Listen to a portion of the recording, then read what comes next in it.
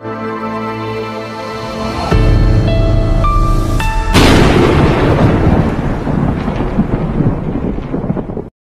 వందనాలండి. దేవుని వాక్యమందు ఆసక్తి గల వారికి దేవుని జ్ఞానాన్ని నేర్చుకుందాము, వాక్యమందలి విశ్వాస సారాంశమును బట్టి నిత్య జీవాన్ని సంపాదించుకుందాము అనుకునే ఆసక్తి గల వారందరికీ కూడా ప్రభువైన యేసుక్రీస్తు నామములో వందనాలు. ఈ సమయంలో నేను మాట్లాడదలుచుకున్న విషయము పరిశుద్ధత అనే విషయాన్ని తెలియచేయాలనుకుంటున్నాను. ప్రతి విషయాన్ని మనము గ్రంథము నుంచి మాట్లాడవలసినది. ఈ క్రైస్తవ ప్రసంగాలలో ఎక్కువగా వినబడే పదము పరిశుద్ధత. పరిశుద్ధత అనగా ప్రత్యేకముగా జీవించుట అని అర్థం. హెబ్రీ భాషలో కొదేష్ అని,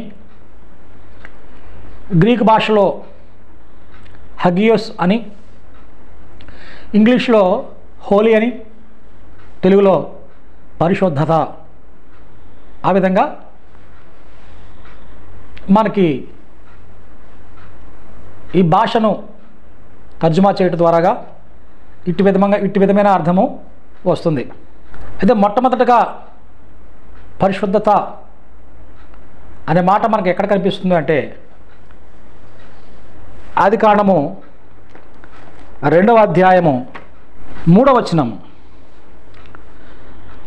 2వ అధ్యాయము ఆదికాండం 3వ వచనంలో, కాబట్టి ఆ 7వ దినమును ఆశీర్వదించి పరిశుద్ధపరచెను, ఏలయనగా దానిలో దేవుడు తాను చేసినట్టు సృజించినట్టు ఆ పని అంతటి నుండి విశ్రమించెను. పరిశుద్ధపరచెను అనే మాట మనకి మొట్టమొదటిగా గ్రంథంలో మనం అక్కడ చూడొచ్చు. తరువాత ద్వితీయోపదేశకాండము 5వ అధ్యాయం 15వ వచనంలో, 5వ అధ్యాయము 15వ వచనంలో, నీవు ఐగుప్తు దేశమందు దాసుడివై ఉన్నప్పుడు నీ దేవుడైన యెహోవా బాహుబలం చేతను చాచిన చేతి చేతను నిన్ను అక్కడి నుండి రప్పించనని జ్ఞాపకం చేసుకున్నాము. అందుచేతను విశ్రాంతి దినము ఆచరింపవలనని నీ దేవుడైన నీకు యెహోవా నీకు ఆజ్ఞాపించను. ఐగుప్తులో నువ్వు దాసుడిగా ఉన్నావు కాబట్టి అక్కడి నుంచి ఆయన నిన్ను బాహుబలం చేత ఒక ప్రత్యేకమైన విశ్రాంతిలోనికి నిన్ను తీసుకుని వచ్చాడు. అది నీవు జ్ఞాపకం ఉంచుకోవాలి అనే విషయం కూడా కనిపిస్తుంది. రీజన్ చెప్తున్నాడు దేవుడు. ఈ పరిశుద్ధత 7వ దినాన్ని దేవుడు పరిశుద్ధపరిచాడు. దేవుడు పరిశుద్ధుడు, 7వ దినము పరిశుద్ధపరచబడింది. అది విశ్రాంతిగా చెప్పబడింది. ఈ 3 విషయాలు చాలా ప్రాముఖ్యమైన విషయాలు. యెహెజ్కేలు గ్రంథము 20వ అధ్యాయం 12వ వచనంలో, మరియు యెహోవానకు నేనే వారిని పవిత్రపరచువాడనని వారు తెలుసుకున్నట్లు నాకును వారికి మధ్య విశ్రాంతి దినములను వారికి సూచనగా నేను నియమించుతుని, నేను వారిని పవిత్రపరచువాడను, నేనే వారిని పవిత్రపరచువాడనని వారు తెలుసుకోవడానికి సూచన. అది దేవునికి వారికి మధ్య సూచనగా ఒక విశ్రాంతి మీకుంది అనే దానికి సూచనగా ఇక్కడ 2 విషయాలు, దేవుడు పవిత్రపరచుట, విశ్రాంతి.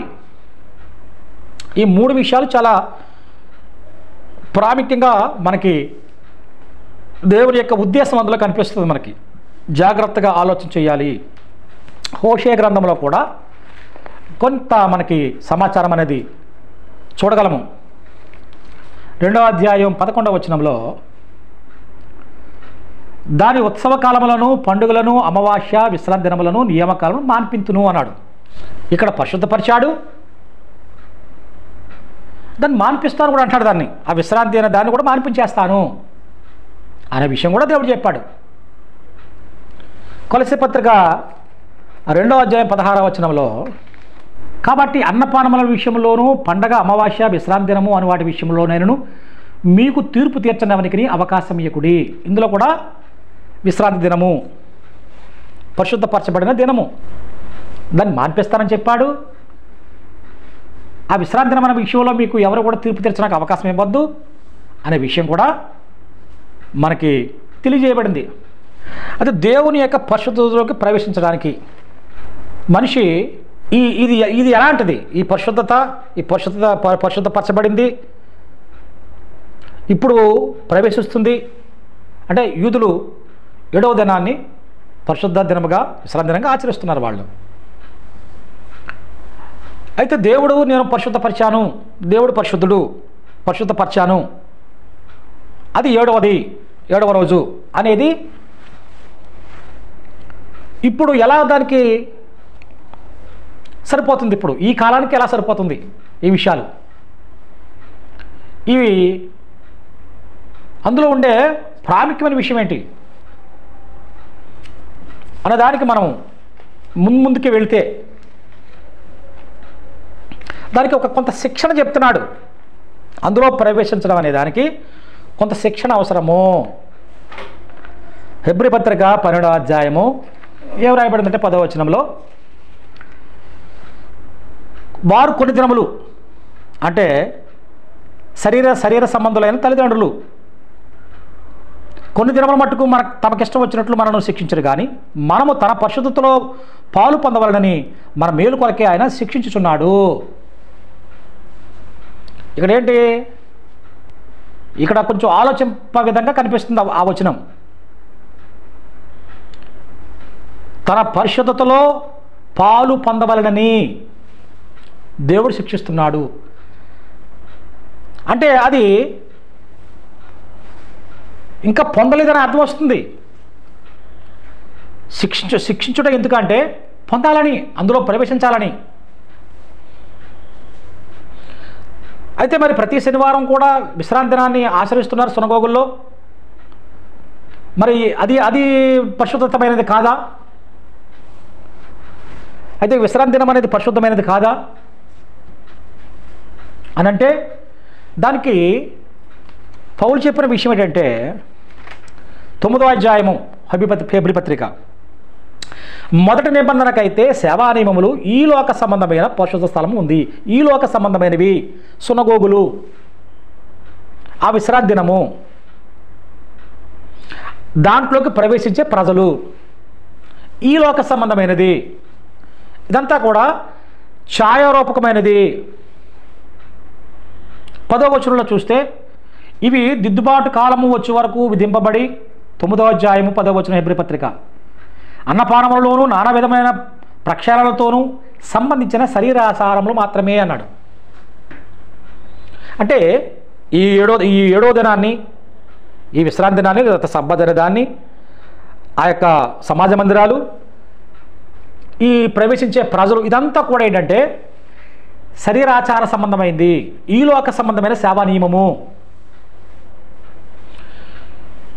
ఈ 7వ దినం అనేది, ఇప్పుడు విశ్రాంతి దినం అనేది హెబ్రీ పత్రికలో చెప్పబడిన విషయానికి మనం చూసుకుంటే అందులో తన పరిశుద్ధతలోనికి ప్రవేశించడం అనేది సెపరేట్గా ఉంది. తన పరిశుద్ధత అనేది వేరేగా ఉంది. దానికి ఇప్పుడు శిక్షణ తీసుకుంటున్నాడు మనిషి. పరిశుద్ధుడు అయిపోలేదు, పరిశుద్ధుడిగా ఉండటకు పిలువబడ్డాడు మనిషి. ఇప్పుడు సునగోగులు అనేవి పరిశుద్ధమైనవి కావు. దాంట్లో ప్రవేశపెట్టబడే ప్రతి శనివారం వెళ్ళేవాడు కూడా వాళ్ళు రక్తమాంసాలతో ఉన్నవారు, వాళ్ళు పాప నియమాన్ని కలిగి ఉన్నవారు, మరణపాత్రలో వారు ఎప్పటికైనా మరణిస్తారు. వాళ్ళు మరణములకు లోనైన శరీరంతో ఉండి ఇశ్రాయేలు ప్రజలు శనివారము సబ్బాతు ఆచరించే ఆ యొక్క లోక సంబంధమైన శరీరాచారానికి సంబంధించిన విషయంలో ఇందులో దేవుని యొక్క పరిశుద్ధత అనేది దీనికి వేరుగా ఉన్నట్లుగా హెబ్రీ పత్రిక చెప్తున్నాడు పౌలు. ఎందుకంటే పరిశుద్ధమైన జనముగా ఇశ్రాయేలీయులు నేను వారిలో నివసించినట్లుగా అంటున్నాడు దేవుడు. 19వ అధ్యాయం నిర్గమకాండం 6వ వచనంలో సమస్త భూమి నాదే కదా, మీరు నాకు యాజక రూపమైన రాజ్యముగాను పరిశుద్ధమైన జనముగాను ఉందురు అని చెప్పము. ఉందురు, ఇది భవిష్యత్తులో చెప్పబడిన విషయం, భవిష్యత్తు కొరకు మాట్లాడుతున్నాడు దేవుడు. అరణ్యంలో విశ్రాంతి దినాలు పాటిస్తే వచ్చేసింది కాదు ఇది. దేవుడు నేను పరిశుద్ధ పరిస్థితిని 7వ దినము అని చెప్పిన పరిశుద్ధుడైన దేవుడు చెప్పింది ఇప్పుడు పాటించేది కాదు. ఇదంతా కూడా భౌతికమైన స్థితిలో ఉన్నది. కానీ దేవుడు ఏర్పాటు చేసిన పరిశుద్ధపరిచిన ఆ దినం అనేది వేరు. అది భవిష్యత్తులో ఉండబోతుంది. దాని కొరకు ఇప్పుడు తరబీదు పొందడానికి ఇది శరీర సంబంధమైన ఈ లోక సంబంధమైన పరిశుద్ధ స్థలము. ఇది ఆచార నియమాలకు సంబంధించిన విషయాలు ఇవన్నీ కూడా. ఇందులోకి సునగోగులు అనేవి మానవులు కట్టినవి. మానవులు కట్టిన దాంట్లో దేవుడు ఉండడు. మానవులు కట్టింది ఎప్పుడు కూడా పరిశుద్ధమైనది కాదు, మట్టితో కట్టింది. అలాగే రక్త మాంసాలతో ఉండి పాపం చనిపోవడానికి స్థితిలో ఉండే నియమంగా పాపం కలిగిన ఈ వ్యక్తులు వెళ్ళే ఈ యొక్క సునగోగులు అనేవి ఈ రెండు కూడా దేవుడు అనుకునే పరిశుద్ధత కాదు. అది దేవుడు పవిత్రపరిచిన పరిశుద్ధత దినం కాదు. అది ఆయన నెంబర్ అది కాదు. ఆయన చెప్పిన 7వ దినం అనేది అది కాదు. ఇప్పుడు జరిగేది కాదు అది. ఆ విషయం అనేది అర్థం చేసుకునే విషయంలో ఇప్పుడు మాట్లాడడం అనేది మనకు జరుగుతుంది. ఈ విషయం అది చెప్పడానికే ఈ విషయం అనేది ప్రాముఖ్యం కనిపిస్తుంది మనకి. ఎందుకంటే దేవుడు ఏమంటాడంటే నేను పరిశుద్ధుడను. వాళ్ళు ఏమంటున్నాడు? దేవుడు ఎలాగ పరిశుద్ధుడే, దాన్ని అందరూ ఒప్పుకొని తీరాలి. లేవి కాండము 20వ అధ్యాయము 26వ వచనం, మీరు నాకు పరిశుద్ధులై ఉండవలను, యెహోవాను నేను పరిశుద్ధులను, మీరు నా వారై ఉండనట్లు అన్ని జనుల్లో నుండి మిమ్మల్ని వేరుపరిచితిని. ఆయన వారిగా ఉండడానికి వేరు చేశాడు. ముఖ్యంగా మనం ముందే చెప్పుకున్న పాయింట్ పరిశుద్ధత అనగా వేరుగా జీవించుట, ప్రత్యేకంగా ఉండుట అనే విషయం అది. అంతేగాని ప్రతి శనివారం వెళ్ళి అందులో కూర్చుని ఏదో ఒక 4 మాటలు చెప్పి మళ్ళీ యథావిధిగా వాళ్ళు శరీరానుసారంగా బ్రతికేసి మళ్ళీ శనివారం వచ్చి కూర్చుని ఇది కాదు పరిశుద్ధమైంది, ఇది కాదు అని అమ్మరు. ఆ 7 అనేది అది కాదు. అది వేరేగా దేవుడు చేస్తున్నాడు, వేరేగా దాన్ని చేయాలనుకుంటున్నాడు దేవుడు. కాబట్టి పాత నిబంధన ప్రకారము పరిశుద్ధత, పవిత్రత, రక్తము అనేది ఎలా ఉంది? పరిశుద్ధత పాత నిబంధనలోని అది పవిత్రత, రక్తము చిలకరించుట, అభిషేక తైలము, శుద్ధ జలము, బలి అర్పణ, అగ్నిలో కాల్చడం, ఇలాంటి కార్యాలన్నీ కూడా జరుగుతాయి కదా పాత నిబంధనలోని. ఇదే పరిశుద్ధత, పవిత్రత. ఒకదాన్ని పవిత్రపరచడం అంటే ఈ కార్యాలు చేస్తారు అక్కడ. ఇవన్నీ కూడా శరీరాచారాలే కదా, ఇదంతా భౌతికమైందే కదా. ఇందులో దేవుని పరిశుద్ధత,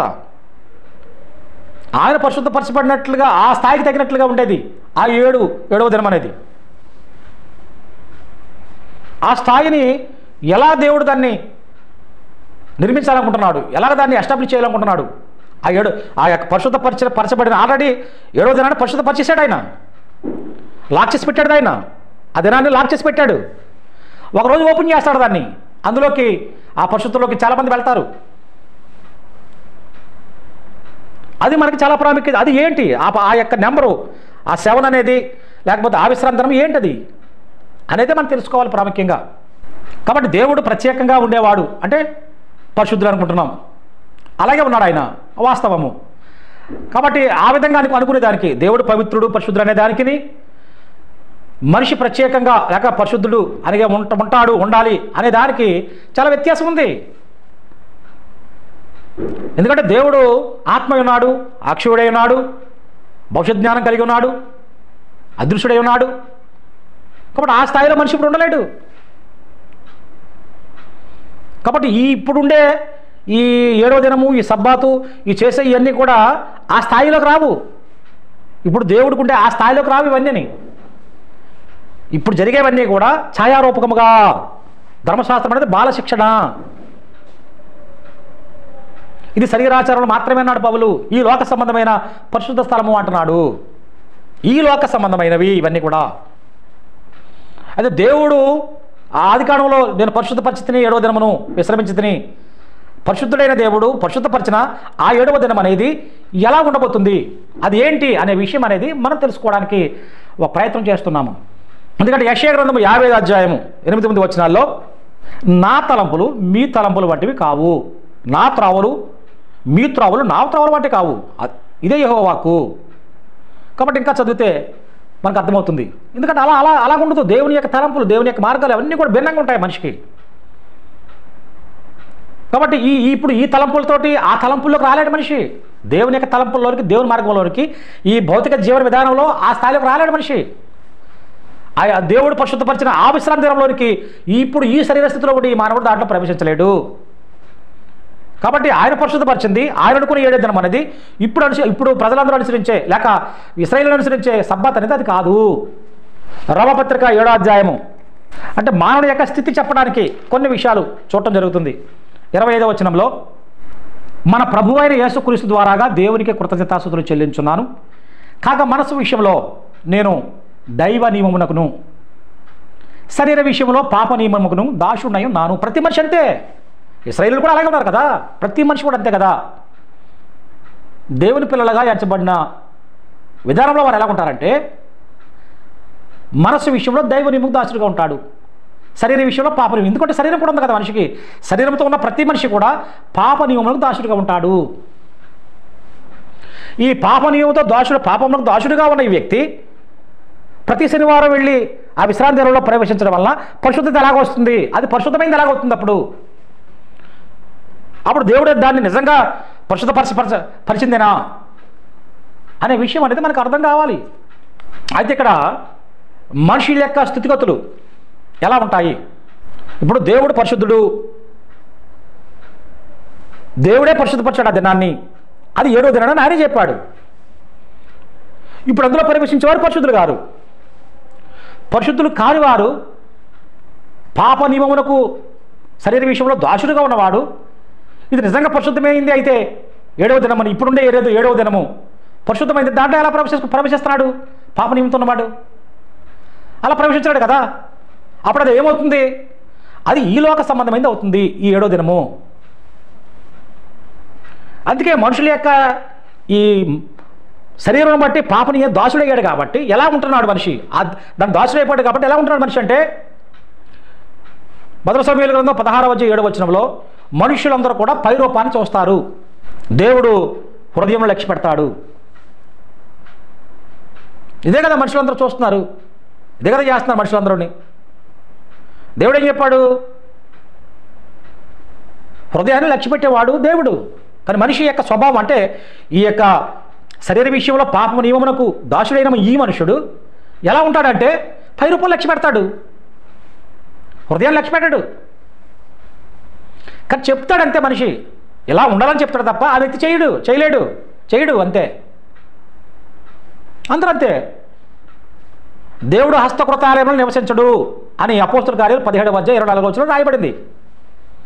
హస్తకృతాలయంలో నివసించడం అని చెప్పేసి అందరికీ తెలుసు, ప్రతి బోధకుడు మాట్లాడతాడు ఈ విషయం.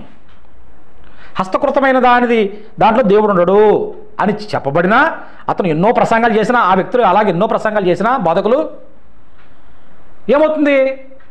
చర్చ్ బిల్డింగులు చాలా చాలా చాలా గొప్పగా ఉంటాయి కదా, ఖరీదుగా ఉంటాయి కదా వాళ్ళ బిల్డింగ్లన్నీ కూడా.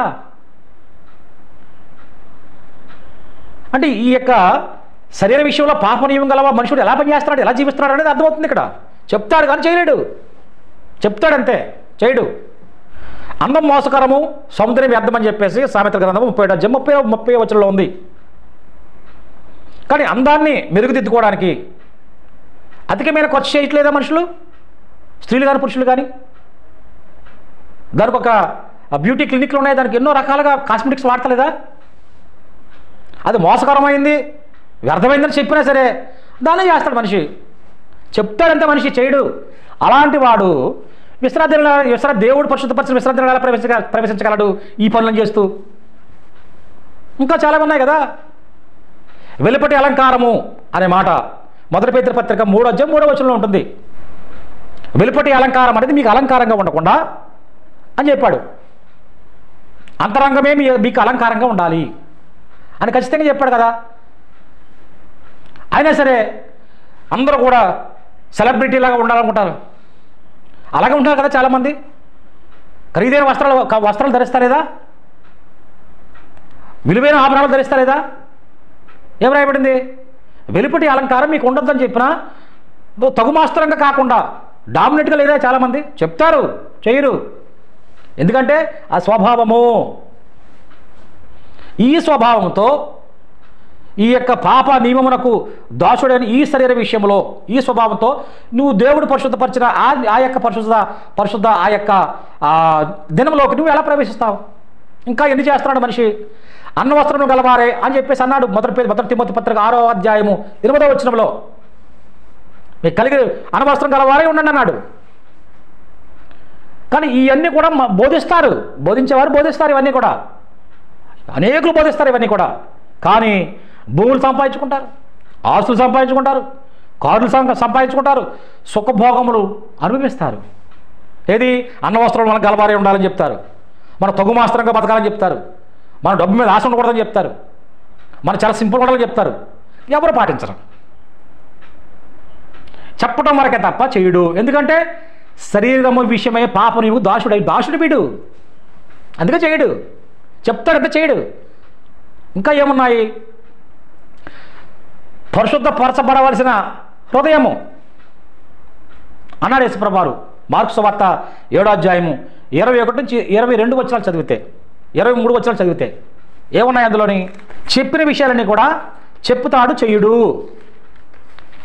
అలాంటి స్థితిలో శనివారం వెళ్ళి కూర్చుని దేవుడు పరిశుద్ధపరిచాడు దీన్ని, ఇదే పరిశుద్ధమైన దినము అని చెప్పడం వల్ల అది అందులో విషయం ఏమి లేదు.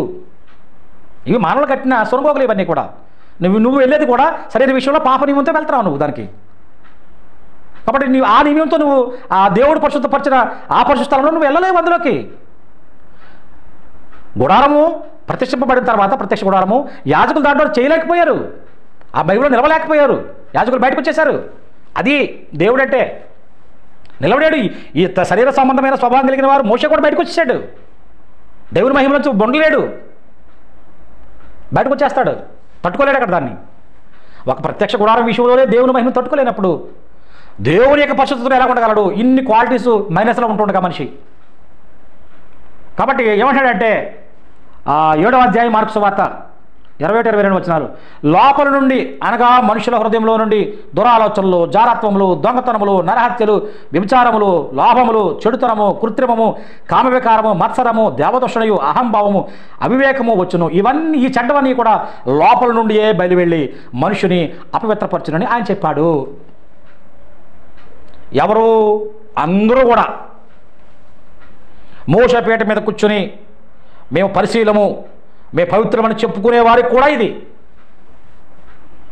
ముఖ్యంగా వాళ్ళకే కదా ఈ మాట చెప్తున్నాడు ఆయన. పరిసయ్యులు, శాస్త్రులు వాళ్ళకే కదా హెడ్లైన్స్ అదే కదా. 7వ అధ్యాయం మొదటి వచనం అదే కదా హెడ్లైన్స్. శాస్త్రులు పరిశీలకే ఇవన్నీ చెప్తున్నాడు. వాళ్ళు దేవాలయపు పూజారులు కదా, వాళ్ళు మతాచార్యులు కదా, వాళ్ళు పీఠాధిపతులు కదా, వాళ్ళకే కదా చెప్తున్నాడు. మీ హృదయం ఎలా ఉందని చెప్తున్నాడు. వాళ్ళు అలాగుండి హృదయంలో 7వ దినాన్ని అది పరిశుద్ధమైందుకు ఎలా ఎంచబడుతుంది? అది వాళ్ళు ఎలాగా దేవుని యొక్క పరిశుద్ధం ప్రవేశింపబడతారు, వాళ్ళు వెళ్తారు. కాబట్టి అది అనేది ఛాయారూపకమైనది, నిజత్వం అది కాదు. 7వ దినం అనేది ఇంకా భవిష్యత్తులో ఉంది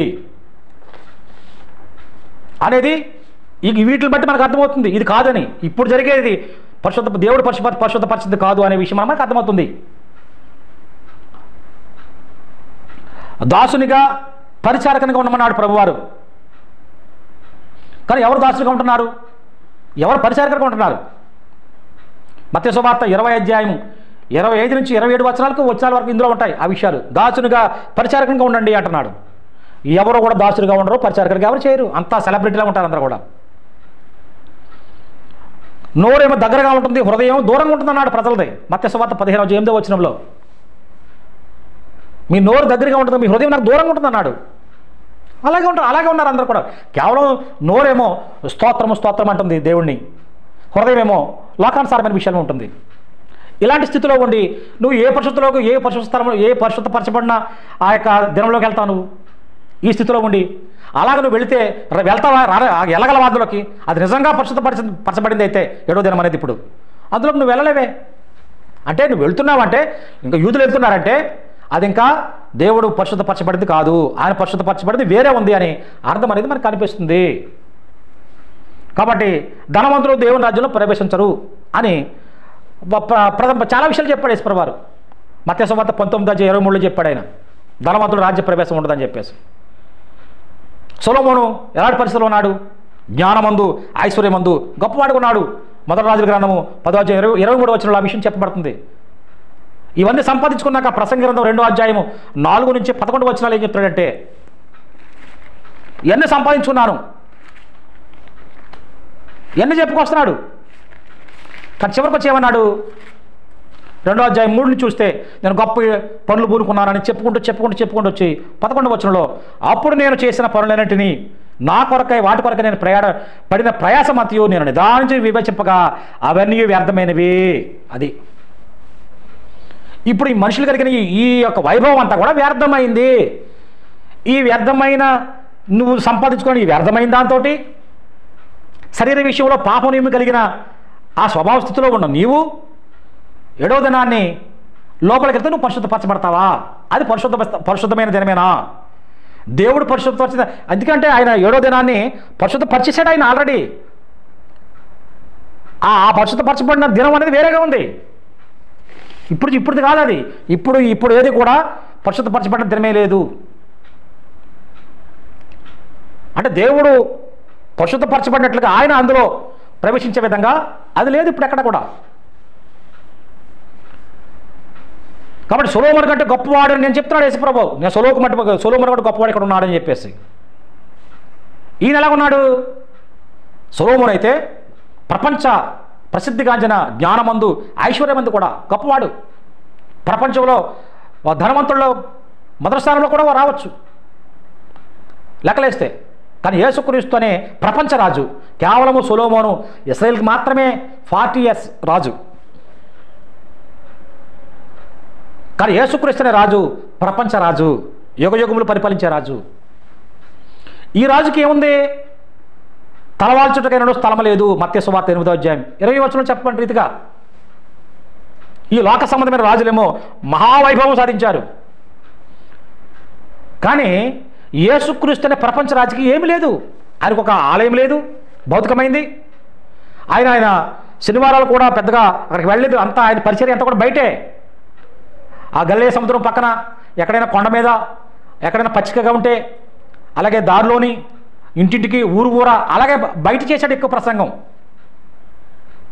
ఎక్కువ బయట, అంటే ప్రజలందరినీ బయట తీసుకొచ్చాడు. అది నిజమైన విశ్రాంతి దినం కాదు అది నిజానికి. కానీ అక్కడికి వెళ్ళేవాడు, కానీ ఎక్కువగా బయటకు వెళ్ళిపోయాడు ఆయన. ఎందుకంటే అది కాదు అని తెలుసు ఆయనకి. కాబట్టి మీరు ఈ లోక సంబంధులు కారు అని అందుకే చెప్పాడు ఆయన. యోహాను సువార్త 15వ అధ్యాయం 19వ వచనంలోను 17వ అధ్యాయం 14-16 వచనాల్లో ఈ విషయాలు ఉంటాయి. మీరు లోక సంబంధులు కారు అన్నాడు. మొదటి యోహాను పత్రిక 2వ అధ్యాయము 15 నుంచి 17 వరకు కూడా లోకము ముని ద్వేషిస్తుంది, నన్ను ద్వేషించింది. కాబట్టి ఈ లోకం అనే లింక్ మీకు కట్ అయిపోవాలి. దేవునితో లింక్ అనేది మీకు కలిగి ఉండాలి, దేవుని వాక్యం ముందు విశ్వాసం ద్వారాగా. ఈ లోకంలో ఉన్న వాటి విషయంలో కట్ అవ్వాలి. కట్ అయితే ఇందులో ఉంటావు, ఇది కట్ చేసుకోకపోతే ఇందులో ఉండవు. దేవుడు పరిశుద్ధపరిచిన దేవుడే అన్నీ కూడా పరిశుద్ధుడు ఆయనే, పరిశుద్ధత ఆయనే. ఆయన చెప్పింది ఏది అన్నీ కూడా పరిశుద్ధమైనవే. ఆయన నియమించిన, ఆయన పరిశుద్ధపరిచిన దినం కూడా పరిశుద్ధమైంది. అందులోకి నువ్వు రావాలంటే ఈ లోకంతో నువ్వు కట్ అవ్వాలి. నువ్వు ఈ శరీరం, నీ యొక్క మరణ సంబంధమైన పాప నియమం కలిగిన శరీరం నుంచి విమోచన కలగాలి నీకు. అప్పుడే నువ్వు అందులో ప్రవేశిస్తావు. అందుకే యేసుక్రీస్తు పవిత్రుడు. హెబ్రీ పత్రిక 7వ అధ్యాయము 26వ వచనంలో, పవిత్రుడు, నిర్దోషి, నిష్కల్మషుడును, పాపుల్లో చేరక ప్రత్యేకమైనవాడును, ఆకాశ మండలం కంటే మిక్కిలి హెచ్చైన వాడినైనా ఇట్టి ప్రధాన యాజకుడు మనకు సరిపోయినవాడు. ఈ క్వాలిటీస్ ఆయనకి ఉన్నాయి, మిగతా వారికి ఎవరికి లేవా క్వాలిటీస్. అలాంటి క్వాలిటీస్ లేకుండా వాళ్ళు ప్రతి శనివారం ఆచరించే అది పరిశుద్ధమైంది ఎలాగవుతుంది? అది నిన్ను ఎలాగ పరిశుద్ధపరుస్తుంది? ఆ సునగోగులకు వెళ్తే దానివల్ల నీకు దానివల్ల వచ్చేది ఏంటి అంటే, అదేంటంటే ఈ లోక సంబంధమైంది, ఛాయారూపకంగా నువ్వు తెలుసుకోవాల్సింది. అది ఛాయారూపకం నీకు తెలియాలి నీకు. కాబట్టి వాక్యంతో ఉదక స్నానం జరగాలి, లోకంతో కట్టవాలి. లోక సంబంధంగా కాకుండా దేవుని సంబంధముగా నువ్వు తరబీతి పొందాలి. ఇప్పుడు వాక్యం మీద విశ్వాసంతో దేవునితో లింక్ అవ్వాలి నువ్వు. అప్పుడు వాక్యంతో నీకు ఉదక స్నానం జరగాలి. ఎఫెసీ పత్రిక 5వ అధ్యాయం 27వ వచనంలో చెప్పబడినట్లుగా యేసు రక్తములో కడగబడిన వారుగా ప్రకటన గ్రంథం 7వ అధ్యాయం 14వ వచనంలో చెప్పబడిన రీతిగా యేసు రక్తంలో కడగబడిన వారుగా అలాంటి స్థాయిలోనికి వచ్చిన ఈ తరబీదులోకి వచ్చాక మనిషి యేసుక్రీస్తులో ప్రథమ ఫలమైన వారుగా ఉంటారు. 1 కొరింథీ పత్రిక 15వ అధ్యాయము 20వ వచనము 23వ వచనంలో ఆ ప్రకారంగా ప్రథమ ఫలమైన వారు మాత్రమే పరిశుద్ధులు. ఈ యొక్క యేసుక్రీస్తు అనే వ్యక్తి మాత్రమే ప్రథమ ఫలము. ఈ మనుషుల యొక్క చరిత్రలో ప్రథమ ఫలమయ్యాడు, పరిశుద్ధుడయ్యాడు. మొట్టమొదటిగా పరిశుద్ధుడైన వాడు ఆయన. ఇప్పటి వరకు కూడా ఎవరు కూడా ఇంకా పరిశుద్ధులు కాలేదు. దేవునికి ఇంకా పిల్లలు లేరు. యేసుక్రీస్తు అక్కడే కుమారుడు ఇప్పటికి దేవునికి. మిగతా వాళ్ళు ఎవరు కూడా పిల్లలు కారు. కొంతమంది నిద్రించారు, నిద్రలో ఉన్నారు. కొంతమంది ఈ యొక్క శరీర విషయంలో పాప నియమంతో బతుకుతూ ఉన్నారు. కొంతమంది మరణించి పాప విముక్తులయ్యారు, నిద్రిస్తున్నారు. కానీ ఎవరు కూడా ఇంకా పరిశుద్ధమైన స్థితిలోకి రాలేదు. ఇంకా కూడా దేవుని కుమారులుగా ఇంకా ఎవరు కూడా వాళ్ళు లెక్కింపబడలేదు. ఇంకా దేవుని కుమారులు ఎవరు లేరు. ఒక్కడే కుమారుడు ఇప్పటికీ, ఆయన యేసుక్రీస్తు అంతే. ఆయన దేవుడి దగ్గరికి ఆయన పరిశుద్ధతలోకి వెళ్ళాడు. ఈయన దేవుడు అనే పరిశుద్ధతలోనికి మొట్టమొదటిగా వెళ్ళిన వాడు ఈయన. ఇప్పుడు ఆయన పరిచిన ఆ యొక్క 7వ దినంలోనికి ఆయన త్వరలో రాబోతున్నాడు. ఇప్పుడు మనము 6వ దినంలో ఉన్నాము. చెప్పబడుతుంది కదా, ఒక దినము ఆయనకి 1000 సంవత్సరాలు, 1000 సంవత్సరాలు ఒక దినముగా ఉంటుందని చెప్పేసి 2వ పేతురు పత్రిక 3వ అధ్యాయం 8వ వచనంలో చెప్పబడింది. ఇప్పుడు మనం ఇంకా ఆరో దినంలో ఉన్నాం. 7వ దినం ఇంకా మనం ప్రవేశపెట్టలేదు, ఇంకా వెళ్ళలేదు. ఇంకా ఆల్రెడీ అది దేవుడు ఎప్పుడో పరిశుద్ధపరిచి లాక్ చేసి ఉంచాడు, దాన్ని తాళం వేసి ఉంచాడు దాన్ని. ఇంకా యేసుక్రీస్తు కూడా దాంట్లోకి రాలేదు. ఇంకా ఆయన త్వరలో రాబోతున్నాడు. దేవుడు పరిశుద్ధపరిచిన ఆ 7వ దినంలోనికి యేసుక్రీస్తు త్వరలో రాబోతున్నాడు. ఇప్పుడు ఇంకా మనం అందరూ కూడా 6వ దినంలో ఉన్నాము. కాబట్టి పరిశుద్ధులైతేనే పరిశుద్ధపరచబడిన విశ్రాంతి దినాల్లో ప్రవేశించి రాజ్యాధికారం పొందుతారు. దానియేలు గ్రంథము 7వ అధ్యాయం 22వ వచనంలో పరిశుద్ధులు ప్రవేశిస్తారు, అందులోని రాజ్యాధికారం చేస్తారు. పరిశుద్ధులు అంటే ఎప్పుడంటే పునరుద్ధానం అయిన తర్వాత క్రీస్తు స్వభావం లాంటి స్వభావము, దైవ స్వభావం లాంటి స్వభావం అప్పుడు ఇవ్వబడుతుంది మనిషికి. అప్పుడు పరిశుద్ధులు ఉంటారు. ఆ పరిశుద్ధులు అనేవాళ్ళు 7వ దినం రాబోతుంది. 7వ దినానికి ప్రభు యేసుక్రీస్తు, విశ్రాంతి దినానికి ప్రభు ఆయన. ఇప్పటికే విశ్రాంతి లేదు ఎవరికి కూడా. అప్పుడు ఆ దినంలోకి ఆయన వచ్చి ప్రవేశించిన తర్వాత ఎవరైతే ఆయన వలె ఆయనలాతో ఉంటారో పరిశుద్ధులుగా, వాళ్ళతో ఆ పరిశుద్ధ ధర్మం అనేది అప్పుడు అది పరిశుద్ధులుగా పిలువబడుతుంది. అది పరిశుద్ధత. కాబట్టి ప్రకటన గ్రంథం 20వ అధ్యాయం 6వ వచనం కూడా ఈ విషయాలు చెప్పబడ్డాయి. దానియేలు గ్రంథము 12వ అధ్యాయం చివరి 12వ వచనం కాలాంతమందు నీ విశ్రాంతిలో నువ్వు ప్రవేశిస్తావని చెప్పేసి దానియేలు 12వ అధ్యాయం 13వ వచనం రాయబడింది. కాబట్టి ఇప్పటికీ కూడా యేసుక్రీస్తు ఒక్కడే పరిశుద్ధుడు, పరిశుద్ధతలో ఉన్నవాడు ఆయన ఒక్కడే. మిగతా వాళ్ళందరూ కూడా ఎదురు చూస్తున్నారు. ఇంకా మనం 6వ దినంలో ఉన్నాము, విశ్రాంతి దినం ఇంకా రాలేదు. విశ్రాంతి దినానికి ప్రభు యేసుక్రీస్తు వారు ఆయన వచ్చిన తర్వాత ఆయన రాజ్యాధికారం చేపడతాడు. ఆయన ఎవరైతే లేపుతాడో వారందరూ కూడా పరిశుద్ధత పొందుకుంటారు. వాళ్ళందరితో ఆ రాజ్యం అనేది ఏర్పాటు చేయబడుతుంది. అది పరిశుద్ధమైంది. దేవుడు ముందే చెప్పిన ఆదికాండంలో పరిశుద్ధపరచబడింది అది. అందులోకి మనం త్వరలో వెళ్ళిపోతున్నాము.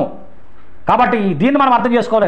రాజ్యము చేసే వారినే పరిశుద్ధులు అంటారు. కాబట్టి ఎప్పటికీ యేసుక్రీస్తు మాత్రమే పరిశుద్ధుడు.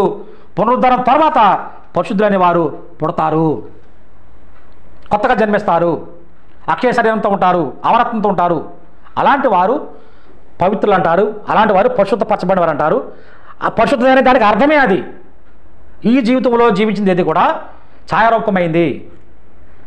ఇదంతా కూడా మరణంలోకి లోనగే విధంగా ఉండేది తప్ప అసలైంది కాదు. అసలైంది 7వ దినం అనేది రాబోతుంది. అది నిజమైన విశ్రాంతి. అందులో ప్రవేశించే వాళ్ళు పరిశుద్ధులు మాత్రమే. ఆ పరిశుద్ధి ఎలాగ వస్తుందంటే పునరుద్ధానం తర్వాత వస్తుంది. మొట్టమొదటి పరిశుద్ధులు యేసుక్రీస్తు. ఆయన వచ్చిన తర్వాత ఆయన వారు పరిశుద్ధులుగా లేపబడతారు. వారితో ఆ పరిశుద్ధమైన నిజమైన 7వ దినం అనేది దేవుడు పరిశుద్ధపరిచిన ఆ యొక్క 7వ దినం అనేది అది కాబోతుంది. కాబట్టి ఈ విషయాలను కూడా మనం గమనించాలి. ఆ విధంగా గమనించి ఇంకా చాలా విషయాలు ఒకేసారి చెప్పలేం. కాబట్టి మరికొన్ని సందర్భాల్లో అనేక విషయాలు మళ్ళీ చెప్పుకోవడానికి అవకాశం ఉంటుంది కనుక మరి మనం చాలా జాగ్రత్తగా ఈ విషయాలు విశ్లేషణ చేసుకోవాలి, అర్థం చేసుకోవాలి. ఆ విధంగా అర్థం చేసుకుని దేవుని యొక్క మార్గంలో ముందుకు సాగాలి. ఆ విధంగా సాగేటట్లుగా దేవుడు అందరికీ జ్ఞాన వివేకులు అనుగ్రహించి ఆశీర్వదించును గాక. ఆమేన్. అందరికీ ప్రభువైన యేసుక్రీస్తు నామములో వందనములు.